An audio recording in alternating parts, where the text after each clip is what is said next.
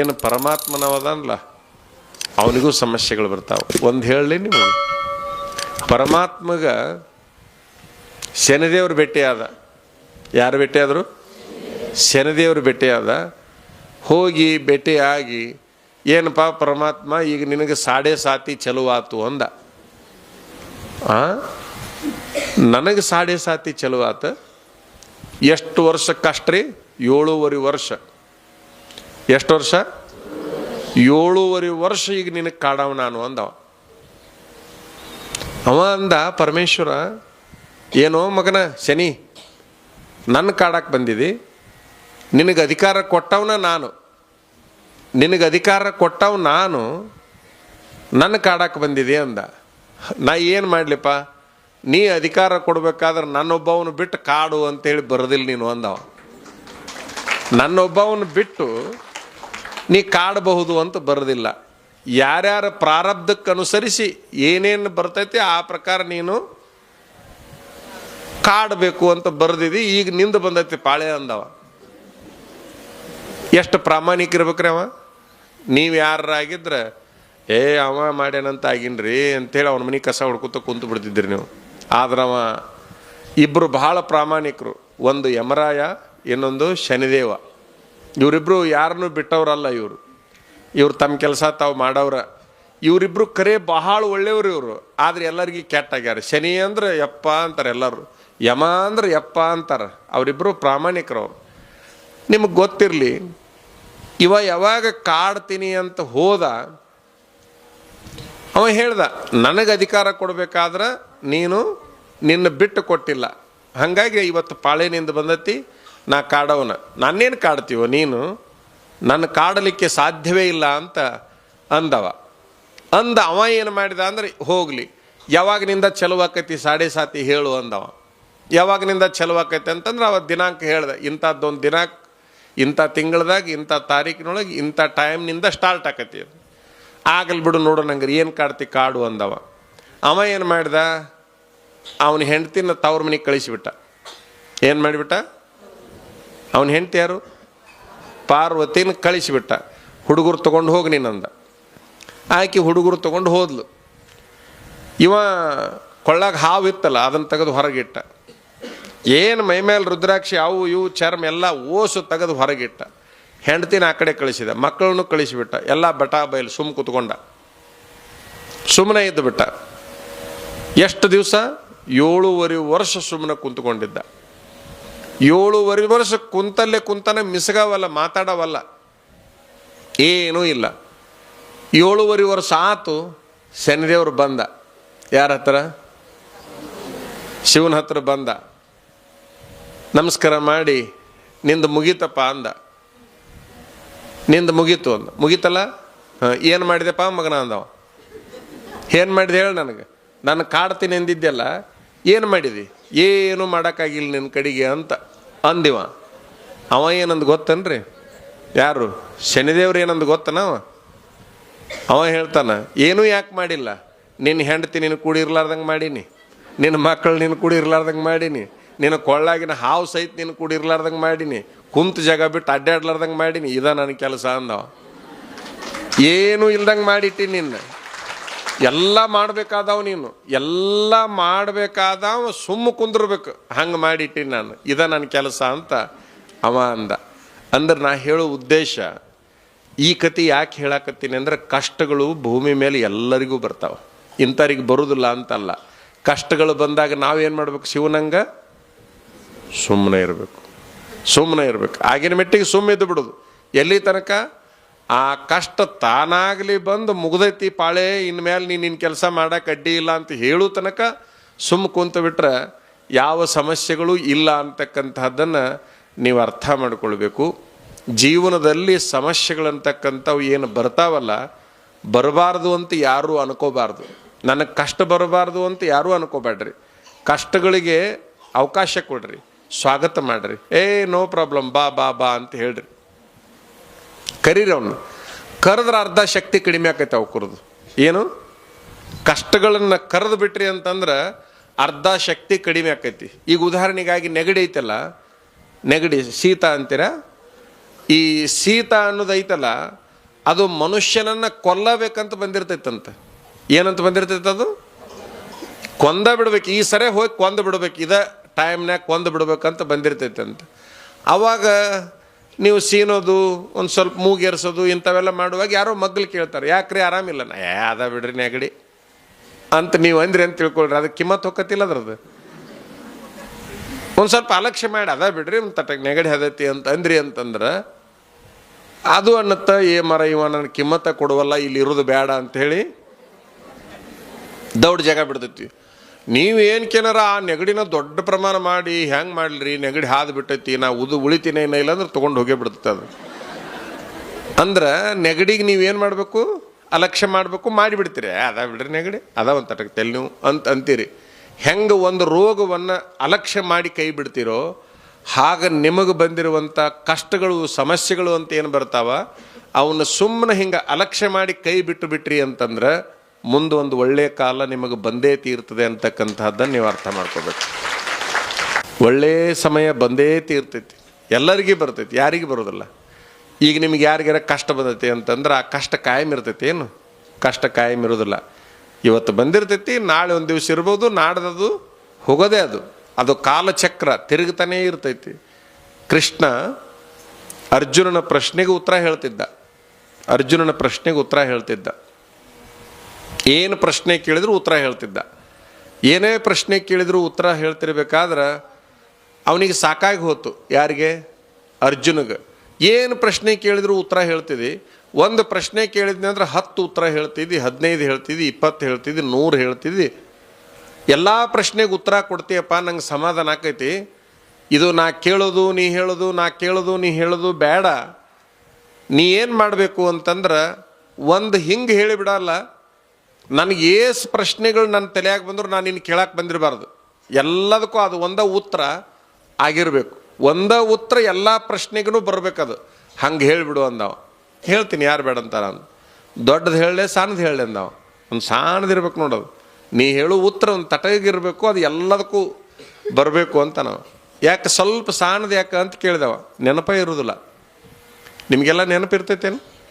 ಎಷ್ಟೋ ಸಾರಿ ಹೇಳಿದ್ದೆಲ್ಲ ಮರಿತಿರ್ತೀರಿಲ್ಲ. ಈಗಿನ ಕಾಲದ ಮಂದಿಗಂತೂ ಏನೇನು ನೆನಪಿರೋದಿಲ್ಲ. ಈಗ ಎಲ್ಲ ನೆನಪಿಲ್ಲದ ಮಂದಿನೇ ಹುಟ್ಟ್ಯಾರ. ಈಗ ಮೊನ್ನೊಬ್ಬವ ಹೋದ ಗಣಪತಿ ಹಬ್ಬದೊಳಗೆ ಗಣಪತಿ ಒಗಿಯಾಕೆ ಹೋಗ್ಯಾನ. 5 ದಿವಸ ಕುಂದ್ರಿಸಿ ಗಣಪತಿ ತೊಗೊಂಡು ಹೋಗ್ತಾರಿಲ್ಲ ಎಲ್ಲಿಗೆ? ಹೊಳಿಗರ, ಬಾವಿಗರ, ಹಿಂಗೆಲ್ಲರ ಕೆರಿಗರ ಒಯ್ತಾರಲ್ಲ. ಮನೆಯಿಂದ ಸಾಣದಿತ್ತಂತಂದ್ರೆ ಎಡಗೈಗೆ ಇಟ್ಕೊಂಡು ಬಲಗೈಲಿ ಬಾರಿಸ್ಕೊಂತ ಹೋಗುದಿಲ್ಲ. ಹಿಂಗೆ ಗಂಟಿ ಡಾಣ್ ಗಂಟಿ ಬಾರಿಸ್ಕೊಂತ ಹೋಗಿರ್ತಾರೆ. ಎಡಗೈಯಾಗ ಒಂದು ಸಣ್ಣ ಗಣಪತಿ ಹಿಡ್ಕೊಂಡು ಹೋಗಿರ್ತಾರೆ. ಹಿಂಗೆ ಹೋಗೋ ಟೈಮ್ನಾಗ ಹೋಗ್ಯಾನವ. ಮನೆಯಿಂದ ಗಣಪತಿ ತೊಗೊಂಡು ಬಾವಿ ದಂಡಿಗೆ ಹೋಗ್ಯಾನ. ಬಾವಿ ದಂಡಿಗೆ ಹೋದ ಮೇಲೆ ನೆನಪು ಹಾರೈತೆ ಅವನಿಗೆ, ಗಣಪತಿ ಒಗಿಬೇಕು, ಗಂಟಿ ಒಗಿಬೇಕು ಬಾಯಾಗಂತ. ಅಲ್ಲಿ ಹೋಗಿ ನೆನಪು ಹಾರಿ ಗಂಟಿನ ಬಾವ್ಯಾಗ ಹೋಗದಾನ, ಗಣಪತಿ ಮನೆಗೆ ಹೊಳ್ಳಿ ತೊಗೊಂಬಂದ. ಅವ್ರವ್ವ ಅಪ್ಪ ಗಾಬ್ರಿ. ಅದು ಏನು ಮಾಡಿದೆ ಅಲ್ಲಿ ಹೋಗಿ ನೆನಪು ಹಾರಿತು ನನಗೆ, ಗಂಟಿನ ಒಗೆದು ಗಣಪತಿ ತೊಗೊಂಬಂದಿನಿ ಅಂದ್ರೆ ಮನಾಗಿದ್ದ ನೆನಪು ಎಲ್ಲಿಲ್ಲ? ಬಾವಿ ದಂಡ್ಯಾಗಿಲ್ಲ. ನೆನಪು ಹಾರಿ ಬಿಡ್ತೈತಿ. ಬಹಳ ದೊಡ್ಡದಂತ ತಿಳ್ಕೊಬೇಡ್ರಿ ನೀವು. ನಮ್ಮ ಮಠಕ್ಕೆ ಒಬ್ಬ ಬಂದಿದ್ದು ಮೊನ್ನೆ. ಬಂದು ನಮಸ್ಕಾರ ಮಾಡಿದ. ಆರಾಮನಪ್ಪ ಅಂದೆ. ಹ್ಞೂ ಆರಾಮ್ರಿ ಅಂದ. ನಿಮ್ಮವ್ವ ಹೆಂಗದಾಳ? ಆಕೆ ಆರಾಮದಾಳ. ನಿಮ್ಮಪ್ಪ? ಅವನು ಆರಾಮದಾಳ. ನಿನ್ನ ಹೆಂಡತಿ ಹೆಂಗದಾಳ? ಆಕೆ ಆರಾಮದಾಳ. ಹುಡುಗರು ಹೆಂಗದಾವು? ಅವು ಆರಾಮದಾವು. ಏಸದವು ಅಂದೆ. ಭಾಳ ವರ್ಷದ ಮೇಲೆ ಭೇಟಿಯಾಗಿದ್ದವ. ಮಕ್ಳು ಏಸದವು ಅಂದೆ. ಅದನ್ನು ನೆನಪು ಹಾರಿಬಿಟ್ಟೈತೆ ಅವಂಗೆ. ನಿನ್ನ ಮಕ್ಕಳು ಏಸು ಅಂತಂದ್ರೆ ಅದ ನೆನಪಿಲ್ಲ ಅವನಿಗೆ. ನನ್ನ ಮುಂದೆ ಕೂತ್ಕೊಂಡು 1 2 ಎನಸಾಕತ್ತೇನೆ. ಹಿಂಗೆ ಕೂತ್ಕೊಂಡು ಏನು ಎನಸಾಕತ್ತೀವ ಅಂದೆ. ಹುಡುಗರು ಎನಸಾಕತ್ತೀರಿ ಅಂದವ. ಈಗಿನ ಮಂದಿಗೆ ಮಕ್ಕಳು ಎಷ್ಟದಾವ ಅಂತಂದ್ರೆ ದಡಕ್ಕನ ನೆನಪು ಮಾಡ್ಕೊಳ್ಳುವಷ್ಟು ನೆನಪಿನ ಶಕ್ತಿ ಇಲ್ಲ. ಅಂತಹದ್ರೊಳಗೆ ಎಲ್ಲದನ್ನು ನೆನಪಿನಾಗ ಇಟ್ಕೊಳ್ಳೋದು ಅಂತಂದ್ರೆ ಕಷ್ಟ ಆಗ್ತೈತಿ. ಅವ ಅಂತಾನ, ಅದಕ್ಕೆ ಸಣ್ಣದು ಹೇಳು, ಉತ್ತರ ಸಣ್ಣದಿರ್ಬೇಕು. ನಿಮಗೂ ಹೇಳಾಕತ್ತೀನಿ ಅದನ್ನು. ಅವ ಹೇಳುವಲ್ಲ, ನಾ ನಿಮಗೆ ಹೇಳಾಕತ್ತೀನಿ ಅದನ್ನು. ಹೇಳ್ದವ ಏನಂದ? ಎಲ್ಲ ಪ್ರಶ್ನೆಗೆ ಉತ್ತರ ಯಾವುದು? ಒಂದೇ ಉತ್ತರ, ಕೃಷ್ಣ ಹೇಳಿದ ಉತ್ತರ. ಇದು ಶಾಶ್ವತ ಅಲ್ಲ. ಏನದು ಉತ್ತರ? ಜಗತ್ತಿನ ಎಲ್ಲ ಸಮಸ್ಯೆಗಳಿಗೆ ಉತ್ತರ ಯಾವುದು? ಇದು ಶಾಶ್ವತ ಅಲ್ಲ ಅಂದವ. ಕೃಷ್ಣ ಅಂದ. ಅರ್ಜುನ ಅಂತಾನ, ಏನಿದು ಹಿಂಗಂದ್ರೆ? ಏನು ಹಿಂಗಂದ್ರೆ? ಇಷ್ಟು ತಿಳ್ಕೊಂಬಿಡ ಅಂದವ. ನಿನಗೆ ತಾರುಣ್ಯ ಐತಿ, ತಾರುಣ್ಯ ಯೌವನ, ಒಳ್ಳೆ ವಯಸ್ಸೈತಿ, ಕನ್ನಡಿ ಮುಂದೆ ಹೋಗಿ ನಿಂದಿರ್ತಿ ಹಿಂಗೆ. ಅವಾಗ ಇದನ್ನ ಈ ಕನ್ನಡಿ ಒಳಗೆ ಏನು ಮುಖ ಕಾಣ್ತೈತಲ್ಲ, ಅದನ್ನು ನೋಡಿ ಏನು ಅನ್ಕೋಬೇಕು? ಇದನ್ನು ಅನ್ಕೋಬೇಕು. ಇದನ್ನು ಇದು ಶಾಶ್ವತ ಅಲ್ಲ. ದುಂಡನಗಲ್ಲ ಶಾಶ್ವತ ಅಲ್ಲ, ಹೌದಲ್ಲ? ಬೆಳ್ಳನ ಹಲ್ಲು ಶಾಶ್ವತ ಅಲ್ಲ. ಪಳ ಹೊಳೆಯುವಂಥ ಕಣ್ಣುಗಳು ಶಾಶ್ವತ ಅಲ್ಲ. ಇಷ್ಟು ಅನ್ಕೊಂಬಿಡು. ಬಡತನ ಬಂದೈತಿ. ಬಡತನ ಬಂದಾಗ ಏನು ಅನ್ಕೋಬೇಕು? ಈ ಬಡತನ ಶಾಶ್ವತ ಅಲ್ಲ. ಸಾವುಕಾರಿಕೆ ಬಂದೈತಿ. ಈ ಸಾವುಕಾರಿಕೆ ಶಾಶ್ವತ ಅಲ್ಲ. ಈಗ ಇಲ್ಲಿ ಕುಂತಿರಲ್ಲ ನೀವು, ಇದು ಕುಂತಿದ್ದು ಶಾಶ್ವತ ಅಲ್ಲ. ನನಗೆ ಈ ಕುರ್ಚಿ ಹಾಕ್ಯಾರಲ್ಲ, ಮಸ್ತ್ ಕೆಂಪಂದು ಒಳ್ಳೆ ಚಂದಂದು ಹಾಕ್ಯಾರಲ್ಲ, ನಾ ಏನು ಅನ್ಕೋಬೇಕು? ಈ ಕುರ್ಚಿ ಶಾಶ್ವತ ಅಲ್ಲ. ಭಾಳ ಅಂದ್ರೆ ಇನ್ನೊಂದು ಅರ್ಧ ತಾಸು ಕುಂದಿರ್ಬೋದು. ಇದರಿಂದ ನಾ ಹೇಳಬೇಕಲ್ಲ. ಹಿಂಗೆ ಕಷ್ಟ ಬಂದಾಗೂ ಏನು ಅನ್ಕೋಬೇಕು? ಈ ಕಷ್ಟ ಶಾಶ್ವತ ಅಲ್ಲ. ಸುಖ ಬಂದಾಗ ಈ ಸುಖ ಶಾಶ್ವತ ಅಲ್ಲ. ಏನು ಬರ್ತೈತಲ್ಲ ಅದು ಶಾಶ್ವತ ಅಲ್ಲ ಅಂತ ಅನ್ಕೊಂಡು ಬಿಟ್ರೆ ದುಃಖ ಆಗೋದಿಲ್ಲ, ದುಃಖ ಆಗೋದಿಲ್ಲ. ಅದಕ್ಕೆ ನಿಮ್ಮ ಜೀವನದೊಳಗೆ ಏನೇ ಕಷ್ಟಗಳು ಬರಲಿ, ನೀವೇನು ಅನ್ಕೋಬೇಕಪ್ಪ ಅಂತಂದ್ರೆ ಈ ಕಷ್ಟ ಶಾಶ್ವತ ಅಲ್ಲ ಅಂತ ಅನ್ಕೋರಿ. ಬಹಳ ಸುಖವಾಗಿದ್ದೀರಿ ಅಂತಂದ್ರೆ ಅದರಾಗ ದಿಮಾಕನ್ನು ಬಹಳ ಮಾಡಬಾರ್ದು. ಈ ಸುಖ ಶಾಶ್ವತ ಅಲ್ಲ. ಸುಖ ಬಂದಾಗ ಬಡವರ ಕಡೆಗೆ ಲಕ್ಷ್ಯ ಬರಬೇಕು. ಸುಖ ನಮಗೆ ಹೆಚ್ಚಾಗೈತಿ ಅಂತಂದಾಗ ಯಾರು ದುಃಖದಾಗದಾರಲ್ಲ ಅವ್ರ ನೆನಪು ನಮಗಾಗಬೇಕು. ಅಂದಾಗ ಮಾತ್ರ ನಾವು ಏನು ಮಾಡಿದಂಗೆ ಆಗುತ್ತಪ್ಪ ಅಂದ್ರೆ ಜೀವನದೊಳಗೆ ಒಳ್ಳೆ ದಾರಿ ಒಳಗೆ ನಡೆದಂಗೆ ಆಗುತ್ತೆ ಅಂತಕ್ಕಂತಹದ್ದು. ನೀವು ಕಷ್ಟದಾಗ ಇದ್ದಾಗ ನಿಮ್ಮನ್ನು ಎಲ್ಲರೂ ನೋಡ್ಕೋಬೇಕಂದ್ರೆ ನೀವು ಸುಖದಾಗಿದ್ದಾಗ ಎಲ್ಲರನ್ನೂ ನೋಡಿಕೊಳ್ಳುವಂತಹ ಪ್ರಯತ್ನವನ್ನು ಮಾಡಿರಿ. ನಿಮಗೆಲ್ಲ ಒಳ್ಳೆಯದಾಗಲಿ. ನಮ್ಮ ಸೂಗೂರು ಸ್ವಾಮಿಗಳು ಬಹಳ ಚಲೋ ಪುರಾಣ ಹೇಳೋರು. ಅವರು ಮಸ್ತ್ ಪುರಾಣ ಹೇಳ್ತಾರೆ. ಇದು ಎರಡನೇ ಕಲ್ಯಾಣ ಆಗಿ ಬದಲಾವಣೆ ಆಗಕತ್ತೈತಿ ಅನ್ನುವಂತಹ ಒಂದು ವಾತಾವರಣ ಇದನ್ನೆಲ್ಲ ನೋಡಿದರೆ ಗೊತ್ತಾಗತ್ತೆ.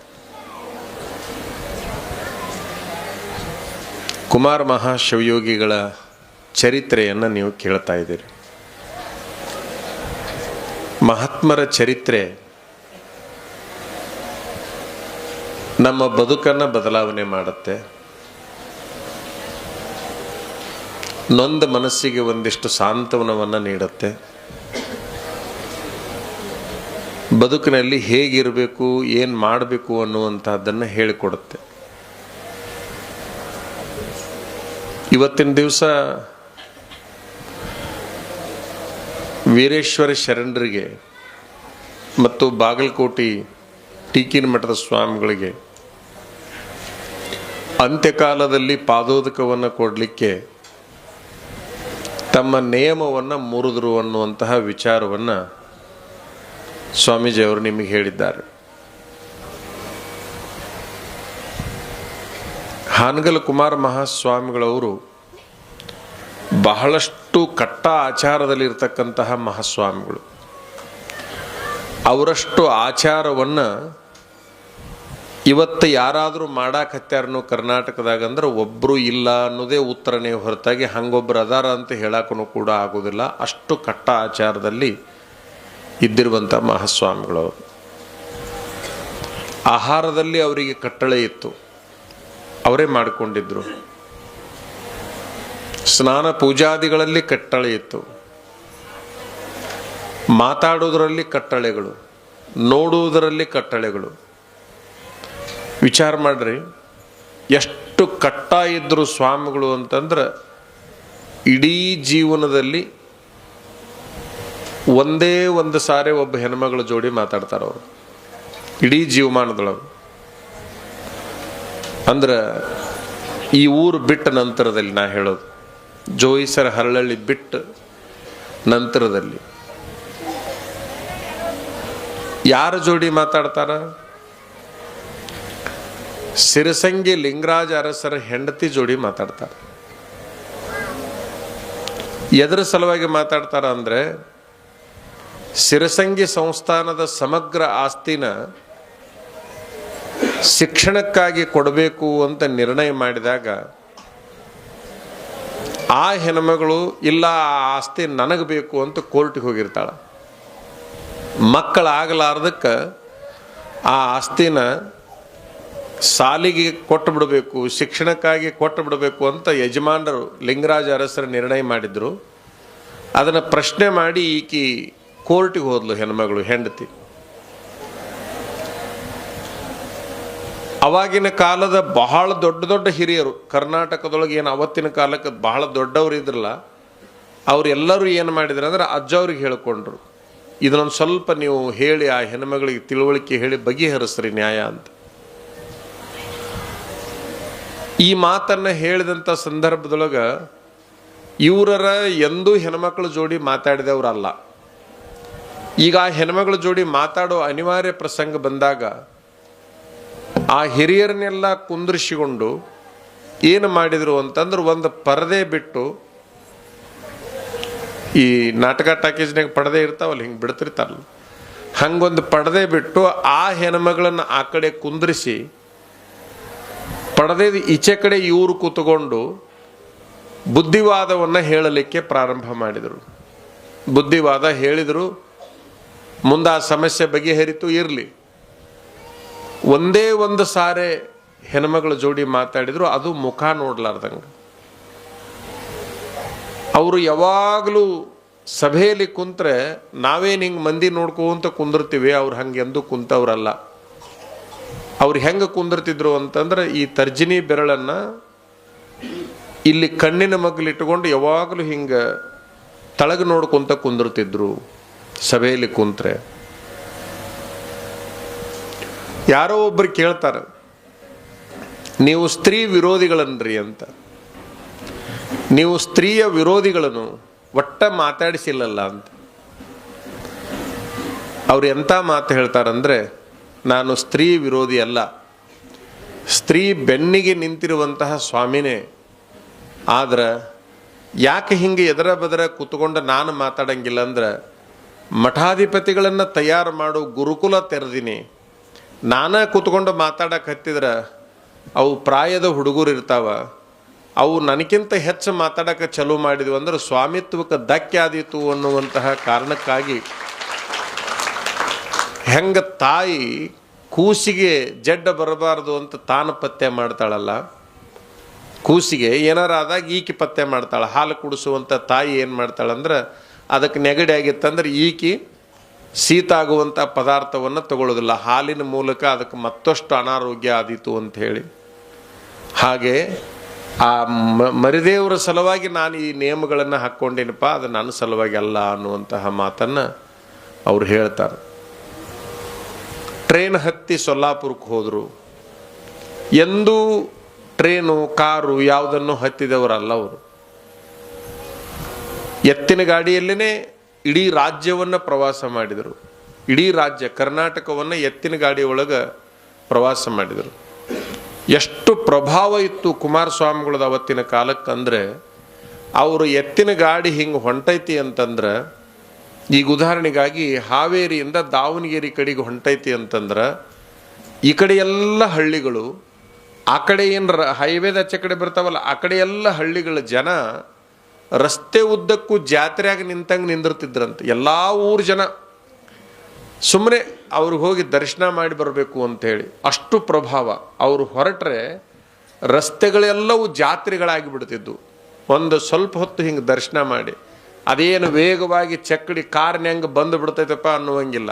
10 ತಾಸೇನು, 4 ತಾಸೇನು, 8 ತಾಸೇನು, 2 ದಿನ ಏನು, ರಸ್ತೆದಾಗ ಜನ ಅಲ್ಲೇ ನಿಂತುಕೊಂಡು ಅಲ್ಲೇ ಊಟ ಮಾಡಿಕೊಂಡು ಅವ್ರನ್ನ ದರ್ಶನ ಮಾಡ್ಕೊಂಡು ಹೋಗ್ಬೇಕು ಅಂತ ಹೇಳಿ. ಜೋಯಿಸರ ಹರಳಳ್ಳಿ ಜನ ಎಷ್ಟು ಪುಣ್ಯ ಮಾಡಿದ್ದೀರಿ.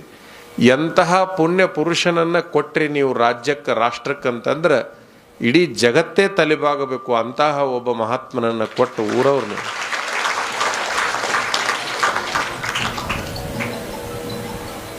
ಬಹಳ ಪ್ರಭಾವ. ಆದ್ರೆ ವೀರೇಶ್ವರ ಶರಣರು ಏನು ನಿರ್ಣಯ ಮಾಡಿದರು? ಸೊಲ್ಲಾಪುರದ ವೀರೇಶ್ವರ ಶರಣರು ಏನು ನಿರ್ಣಯ ಮಾಡಿದರು ಅಂದ್ರೆ, ಕುಮಾರಸ್ವಾಮಿಗಳು ಬರಬೇಕು, ಅವರು ಪಾದೋದಕ ಕೊಡಬೇಕು, ಅವರ ಪಾದೋದಕವನ್ನು ನಾನು ಸ್ವೀಕಾರ ಮಾಡಿ ಲಿಂಗೈಕ್ಯ ಆಗಬೇಕು. ಲಿಂಗೈಕ್ಯ ಆಗೋದಂದ್ರೇನು? ಪ್ರಾಣ ಬಿಡಬೇಕು ಅಂತ ನಿರ್ಣಯ ಮಾಡ್ತಾರೆ.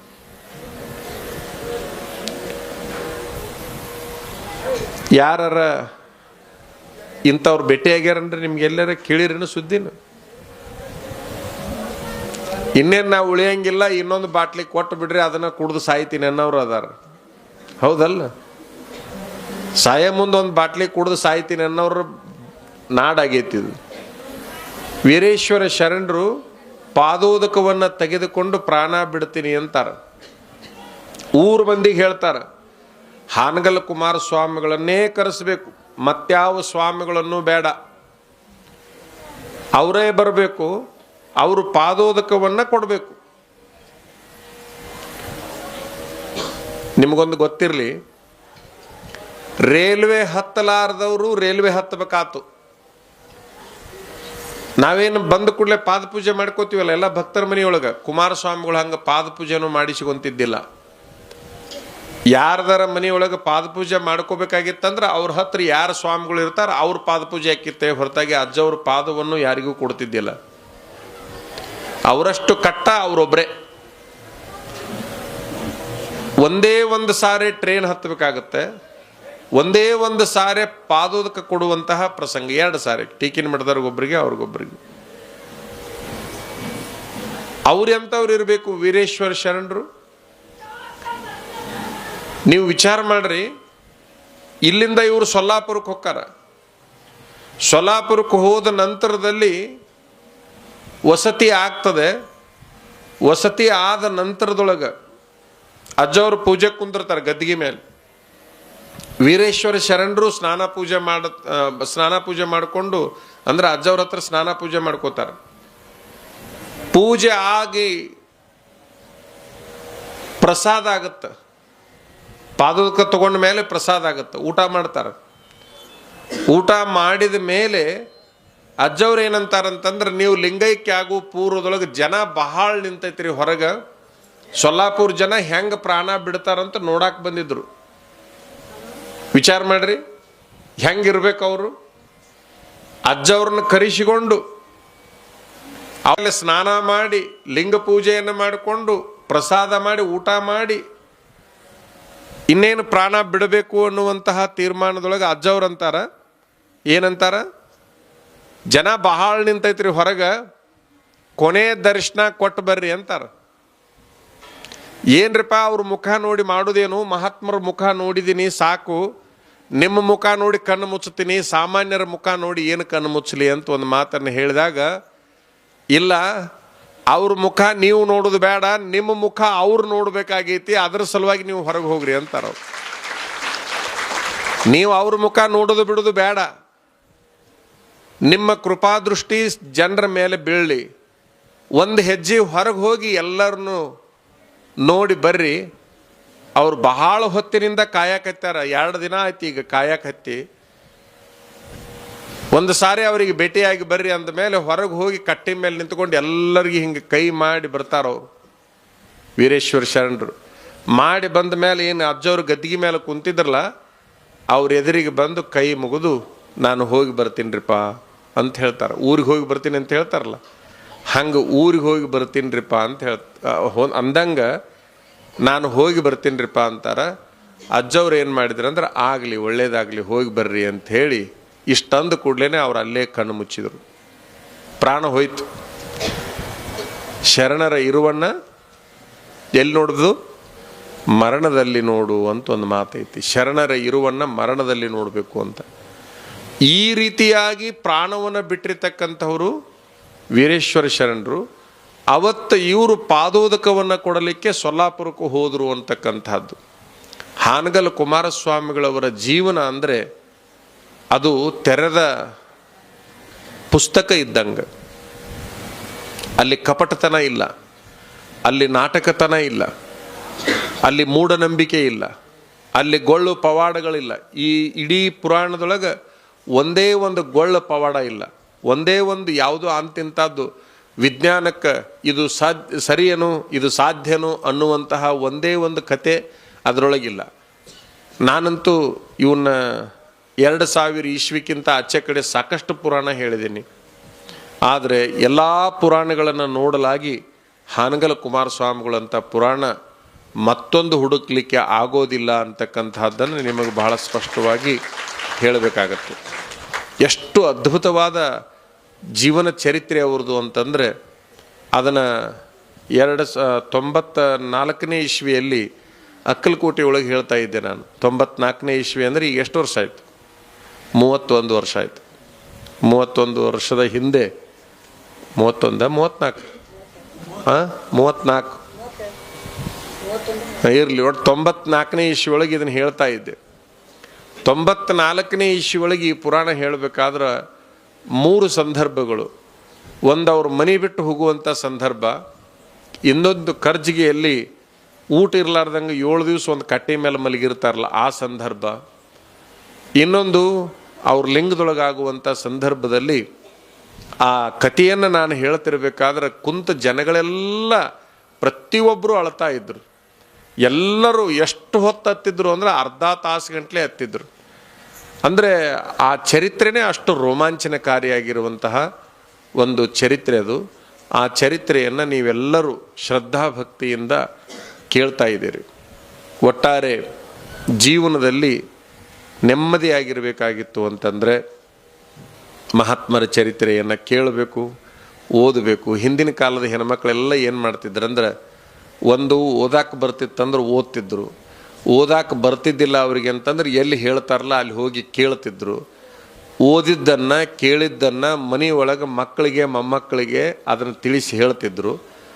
ಆ ಮಕ್ಕಳು ಮೊಮ್ಮಕ್ಕಳು ಅದನ್ನು ನೆನಪಿನಾಗ ಇಟ್ಕೊಂಡು ಅವು ಒಂದಿಷ್ಟು ಶಾನ್ಯವಾಕಿದ್ದು. ಇವತ್ತೇನಾಗೈತಿ ಅಂತಂದ್ರೆ, ಒಂದನೇದಾಗಿ ಹೇಳೋರಿಲ್ಲ, ಹೇಳಿದ್ರೆ ಅದನ್ನು ಕೇಳೋರಿಲ್ಲ, ಕೇಳಿದ್ದನ್ನು ಮರಳಿ ಹೋಗಿ ಹೇಳೋರಿಲ್ಲ. ಹಂಗಾಗಬಾರ್ದು. ಇಲ್ಲಿ ಹೇಳೋರದಾರ, ನೀವು ಕೇಳೋರಿದ್ದೀರಿ. ಇವ್ರು ಹೇಳಿದ್ದನ್ನು ಕೇಳಿ ಕೈ ಬಿಡಬೇಡ್ರಿ. ನೀವೇನು ಮಾಡಬೇಕು? ಯಾರಿಗಾದರೂ ಹೇಳ್ಬೇಕು ಅದನ್ನು. ಮನೆಯೊಳಗೆ ಮಕ್ಕಳಿದ್ರೆ ಅವ್ರಿಗೆ ಹೋಗಿ ಹೇಳ್ರಿ. ಅದು ಆಗಿಲ್ಲಪ್ಪ ಅಂತಂದ್ರೆ ಫೋನ್ ಹಚ್ಚಿ ಅಂತಿಂತದು ಊರು ಸುಡುಗಾಡು ಸುದ್ದಿ ಹೇಳೋ ಬದಲಿ ನಿನ್ನೆ ಪುರಾಣದಾಗ ಹಿಂಗೆ ಹೇಳಿದರು ಅದನ್ನು ಹೇಳ್ರಿ. ನಿನ್ನೆ ಹಿಂಗಾತು ಅಂತ ಹೇಳಿದ್ರೆ ನೀವು ಹೇಳೋದ್ರಿಂದ ನಿಮ್ಮ ಬಾಯಿ ಪಾವನ, ಕೇಳೋದ್ರಿಂದ ಅವ್ರ ಕಿವಿ ಪಾವನ ಆಗ್ತಾವ ಅಂತಕ್ಕಂಥದ್ದನ್ನು ನೀವೆಲ್ಲ ಅರ್ಥ ಮಾಡ್ಕೊಳ್ಬೇಕು. ಹಾನಗಲ್ ಕುಮಾರ ಮಹಾಸ್ವಾಮಿಗಳವ್ರ ಬಗ್ಗೆ ನನಗಂತೂ ಎಲ್ಲಿಲ್ಲದ ಗೌರವ, ಎಲ್ಲಿಲ್ಲದ ಪೂಜ್ಯ ಭಾವನೆ. ಯಾಕೆ ಅಂತಂದ್ರೆ ಅವ್ರು ಒಬ್ಬರು ಇಲ್ಲ ಅಂದ್ರೆ, ಅವರೊಬ್ಬರು ಹುಟ್ಟಲಿಲ್ಲ ಅಂತಂದ್ರೆ ಏನು ಹುಡ್ತಿದ್ದಿಲ್ಲ? ಶಿವಯೋಗ ಮಂದಿರ ಹುಡ್ತಿದ್ದಿಲ್ಲ. ಅವರೊಬ್ಬರು ಇಲ್ಲ ಅಂದ್ರೆ ಏನು ಹುಡ್ತಿದ್ದಿಲ್ಲ? ಗವಾಯಿಗಳ ಆಶ್ರಮ ಹುಡ್ತಿದ್ದಿಲ್ಲ. ಅವರೊಬ್ಬರು ಇಲ್ಲ ಅಂದ್ರೆ ಅಖಿಲ ಭಾರತ ವೀರಶೈವ ಮಹಾಸಭೆ ಹುಡ್ತಿದ್ದಿಲ್ಲ. ಅವರೊಬ್ಬರು ಇಲ್ಲ ಅಂದ್ರೆ KL ಐತಲ್ಲ, KL ಹುಡ್ತಿದ್ದಿಲ್ಲ. ಅವರೊಬ್ಬರು ಇಲ್ಲ ಅಂತಂದ್ರೆ ನೂರಾರು ಸಂಸ್ಥೆಗಳೇನದಾವಲ್ಲ ಅವು ಯಾವ ಹುಡ್ತಿದ್ದಿಲ್ಲ. ವಿಚಾರ ಮಾಡ್ರಿ. ಒಬ್ಬರು ಹುಟ್ಟಿದ್ದಕ್ಕೆ ಈ ಹುಡುಗ ಹಾಡಾಕತ್ಯಾನಂತಂದ್ರೆ ಯಾರ ಕಾರಣ? ಪುಟ್ಟರಾಜ ಗವಾಯಿಗಳು, ಪಂಚಾಕ್ಷರ ಗವಾಯಿಗಳ ಕಾರಣ ಅಲ್ಲ, ಹಾನಗಲ್ ಕುಮಾರಸ್ವಾಮಿಗಳು ಕಾರಣ. ಆ ಹುಡುಗ ತಬಲಾ ಬಾರ್ಸಕ್ಕೆ ಹತ್ಯಾನಪ್ಪ ಅಂತಂದ್ರೆ ಹಾನಗಲ್ ಕುಮಾರಸ್ವಾಮಿಗಳು ಕಾರಣ. ಅವರೇ ಪಂಚಾಕ್ಷರಿ ಗವಾಯಿನ ತಯಾರು ಮಾಡಲಿಲ್ಲ ಅಂತಂದ್ರೆ ಪುಟ್ಟರಾಜ ಗವಾಯಿಗಳು ಎಲ್ಲಿ ಬರ್ತಿದ್ರು? ಪುಟ್ಟರಾಜ ಗವಾಯಿಗಳು ತಯಾರಾಗಲಿಲ್ಲ ಅಂತಂದ್ರೆ ಇವರಿಗೆ ಕಲಿಸಿದ ಗುರುಗಳು ಎಲ್ಲಿ ಬರ್ತಿದ್ರು? ಅವರ ಗುರುಗಳು ಬರಲಿಲ್ಲ ಅಂತಂದ್ರೆ ಇವ್ರು ಕಲಿತು ಜೋಯಿಸರ ಹರಳಳ್ಳಿಗೆ ಎಲ್ಲಿ ಬರ್ತಿದ್ರು? ನಾನೆಲ್ಲಿ ಬರ್ತಿದ್ದೆ? ಯಾರೂ ಇದ್ದಿಲ್ಲ. ಒಬ್ಬ ಪುಣ್ಯಾತ್ಮ ಹುಟ್ಟೋದ್ರಿಂದ ಎಷ್ಟು ಬದಲಾವಣೆಗಳಾಗ್ತಾವ ಅಂತಕ್ಕಂಥದ್ದನ್ನು ನಾವೆಲ್ಲ ಅರ್ಥ ಮಾಡ್ಕೊಳ್ಬೇಕು.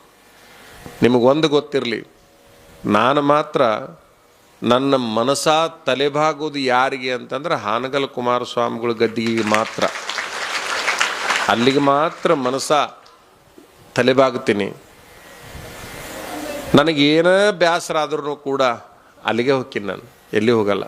ಎಲ್ಲಿಗೆ ಹೋಗ್ತೀನಿ? ಶಿವಯೋಗ ಮಂದಿರಕ್ಕೆ ಹೋಗ್ತೀನಿ. ಸೀದಾ ಬೇಸರ ಆಯಿತು ಅಂದ್ರೆ ಹೋಗಿ ಗದ್ದಿಗೆ ಒಳಗೆ 10 ನಿಮಿಷ ಕುಂತು ಬಂದೆ ಅಂದ್ರೆ ಸಾಕು, ಮತ್ತು 6 ತಿಂಗಳು ಚಾರ್ಜ್ ಆದಂಗೆ. 6 ತಿಂಗಳು ಮತ್ತೆ ಯಾವ ಚಿಂತೆನೇ ಇರೋದಿಲ್ಲ. ಹೋಗಿ ಮೊಬೈಲ್ ಬ್ಯಾಟ್ರಿ ಚಾರ್ಜಿಗೆ ಹಾಕ್ಕೊಂಡು ಬಂದ್ರೆ ಒಂದು 6 ತಾಸು ಹೆಂಗೆ ಮಾತಾಡ್ಬೋದಲ್ಲ, ಹಂಗೆ ನಾನಂತೂ ಒಮ್ಮೆ ಗದ್ಗಿಗೆ ಹೋಗಿ ಬಂದೆ ಅಂದ್ರೆ ಒಂದು 6 ತಿಂಗಳು ಆರಾಮಿರ್ತೀನಿ ನಾನು. ಬರೀ ಒಮ್ಮೆ ಹೋಗಿ ಬಂದ್ರೆ 10 ನಿಮಿಷ ಕುಂತು ಬಂದ್ರೆ ಅಷ್ಟು ಅದ್ಭುತವಾದ ಶಕ್ತಿ ಕುಮಾರ ಮಹಾಶಿವಯೋಗಿಗಳ ಗದ್ದಿಗೆ ಒಳಗೆ ಐತಿ ಅಂತಕ್ಕಂಥದ್ದು ನಿಮಗೆಲ್ಲ ಗೊತ್ತಿರಲಿ. ಸಮಸ್ಯೆಗಳು ಯಾರಿಗೆ ಬರೋದಿಲ್ಲ, ಎಲ್ಲರಿಗೂ ಬರ್ತಾವೆ. ಇಷ್ಟು ಮಂದಿ ಪೈಕಿ ನನಗೆ ಬಂದಿಲ್ಲ ಅನ್ನೋರು ಯಾರೂ ಇಲ್ಲ, ಹೊರಗೆ ಕುಂತಾರಲ್ಲ ಅವ್ರ ಪೈಕಿನೂ ಯಾರೂ ಇಲ್ಲ. ಸಮಸ್ಯೆಗಳು ನಿಮ್ಮನ್ನು ಹಿಡ್ಕೊಂಡು ದೇಶದ ಪ್ರಧಾನಮಂತ್ರಿ ಅದಾರಲ್ಲ ಅವ್ರಿಗೂ ಬರ್ತಾವೆ, ಎಲ್ಲರಿಗೂ ಬರವೆ. ಹೋಗಲಿ, ನಿಮ್ಮನ್ನು ಪ್ರಧಾನಮಂತ್ರಿನ ಬಿಟ್ಟು ಬಿಡ್ರಿ.